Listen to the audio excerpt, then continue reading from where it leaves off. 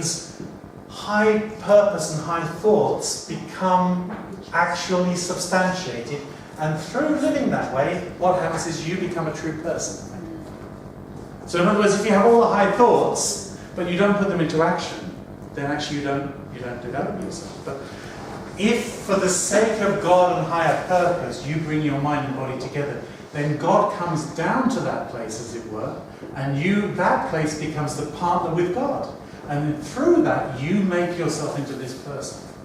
So unity between a godly mind, a good mind, a moral mind, a principled mind, and your body enables you to generate the energy for your own development, to become a person of integrity, to grow your character, become a person of maturity, to become someone who resembles God in that sense. So again, that's the teaching of all the great religious and philosophical teachings. It's you must practice. You must practice. And that's why you get things like discipleship and people going on retreats and people devoting themselves for a certain period of time to service of others or whatever. It's to build this up, it's to develop this. So this is about individual peace, and it's true within all the great traditions. These things are similarly understood. So that's the goal, if you like. And you could have lots of images here, of course. I just picked a couple of 20th century famous people who are regarded as having had particular integrity. So it is sort of our ambition to be great, isn't it? But sometimes we misunderstand what it is to be great. Right? But usually in the religious traditions, who's held up as the image of greatness? It's probably the religious founder. And it's not because he was rich. It's not because he was powerful. It's because he was godly, saintly, holy. And similarly, you would have all the history of the gurus, or you'd have the history of the great people who did extraordinary things, founded the Khalsa or whatever it was, something like this that becomes a huge story of inspiration and a guiding light. And this type of information is very, very important to impart to young people so they get the right type of role models. And of course, not just to have famous role models in books or in films, but also that we ourselves, as their teachers and as their elders, become good role models. So we grow physically, in order to grow physically through the period from, within the womb almost, through the period of our physical lifetime to grow to maturity, we need the input of air and sunlight, we need the input of food and water. Without this, we wouldn't be able to grow, we wouldn't be able to stay healthy. And we're pretty much aware of it. If you're ever in a situation where breathing becomes difficult. I was ringing up one lady, an amazing lady, she's in her 80s, and one day she lives with her son who was looking after her because she had some respiratory condition which was difficult to breathe. But she went in one day to see her son, and her son was unconscious on the bed with a hypodermic stuck in his leg. And that was the first time she understood. She didn't know before. Well, she didn't understand straight away. But through that, she discovered that he actually had a drug problem. She didn't know he had a drug problem. So in her 80s, she suddenly, he lost his job, went into deep depression. And the organisation I work for is to support carers, to take care of the people. So she ended up 80 plus looking after him. Aww. And I rang her up the other day on the phone just to check how she was, because I've got a volunteer ringing her up regularly. And she couldn't speak to me properly because she's got this, this respiratory condition.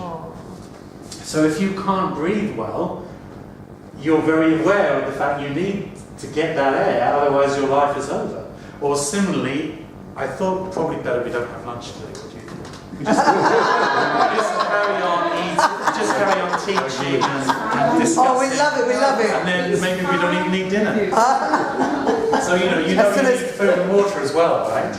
You need this as well. But so this is for our physical development. But what about our spiritual development? Again, in the great religious traditions, we create a big awareness of spiritual need, right?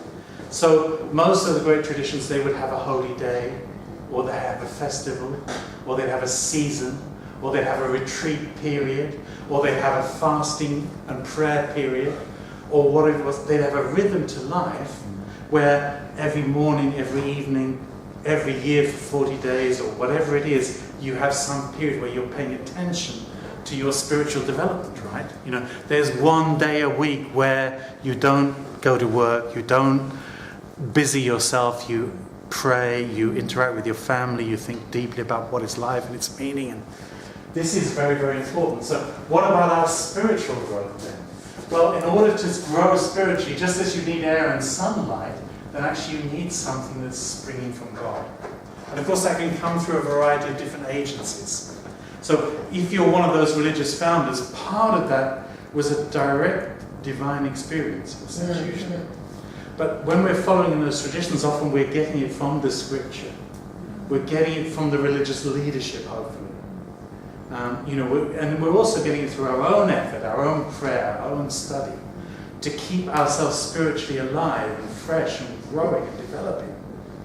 And, of course, even when you're doing that there was that minister at some point really dried up and then got unhealthy as well, and then reflected. And because of his faith, actually, he suddenly was able to look at his life again and discover that part of his motivation hadn't been quite as he'd understood it. And he could reflect and put himself right. So we need some element that comes through from God, from elders, from scripture, from religious founder. But there's another element for our spiritual development, which connects, if you like, to the fact that you have to generate an energy for your spiritual development through your physical activity. So if it's just words and it never becomes deeds, you cannot grow. Doesn't work. So this bit is, in a sense, God's responsibility, or the priest's responsibility, or the religious founder's responsibility, this part here. But this part here is my responsibility. And that I generate, through my loving actions to others, I generate a vitality that comes from my body to my spirit.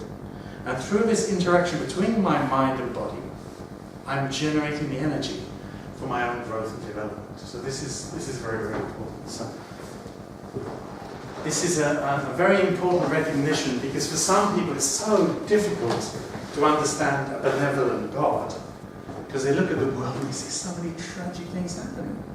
And they think, how would God permit it? But the reality is we are not we are made in the image of God, and one very important element of that is we are responsible beings. So God, has a responsibility, in a sense, as the creator, to provide the most amazing qualities that we have in our own being, the most amazing pair system, which is the opportunity for complementary, peaceful interaction, and also to provide inspiration through the religious founders, through the holy books, through the priests, through the structure of love, in a sense, parents, teachers, elders, and so on. But each of us has our own responsibility to respond to that and to live according to it and get my mind and body together in the right way. Otherwise, this doesn't become mine. I don't become the embodiment of truth unless I'm practicing it. I don't grow to resemble God unless I have that, if you remember the diagram with God at the top, an interaction between my mind and body where God comes down, in a sense, and manifests in my daily life. And then I grow into a godly person. So this is easy to say and difficult to do. So when we participate in our own creation, we need to seek the way to do so very wholeheartedly. And in that process, there may even be moments of reflection, like I mentioned with the minister, who is a very devoted human being. But at some point, that's why it's good, isn't it, sometimes to take time, for a special period of prayer, or even like this weekend. It's thought-provoking, hopefully. Hopefully, as I say these things, when I go home, I might have a few reflections to make about how I'm treating my wife, or how I relate to my daughter, or how I'm doing my work, and whether it's just for glory and just for Tim, or whether it's really for the sake of those people in difficult circumstances I'm looking after. Whether I'm just happy when they say some complimentary word about how nice I was when I visited them, or whether I'm really bringing benefit. But they're really nice. All these sorts of self-examination things come when you're listening to something that causes you, however basic and simple it is, it causes you to reflect and consider. So, God is not responsible for everything that's happening. God is the creator, but God created us in such a fashion that we have our own responsibility. Absolutely. And that responsibility is to seek a closeness with God, just like the deer that's looking for the water. So we are longing to be good people and to taste, the love of God and to manifest it in our life. And on the basis of that, we need to make continuous effort to fulfill our responsibility, to put goodness into practice and into reality. So that's just a few thoughts about finding peace as an individual. And I'm going to call a halt there Even the afternoon. and pass on to The continuity. Miss